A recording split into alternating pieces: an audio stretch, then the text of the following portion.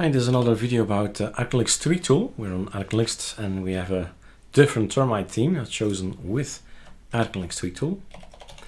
And there's a new release out, so always check the release number at the bottom, 20.5-14. The last one.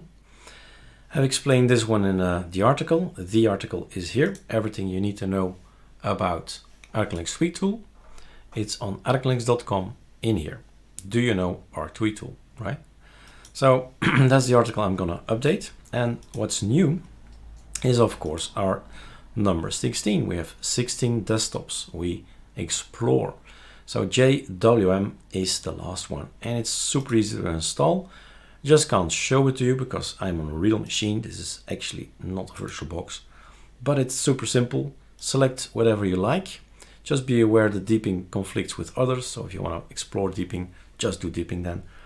But JWM and then just click install. Boom, it's installed. And now I can't log out and log in. So you log out here. That's I can show you with this log out button. And then up here in the light DM you get another drop down, right? Open box if CI3 on the flagship. But now there's a fourth one, JWM, and you can investigate how it looks.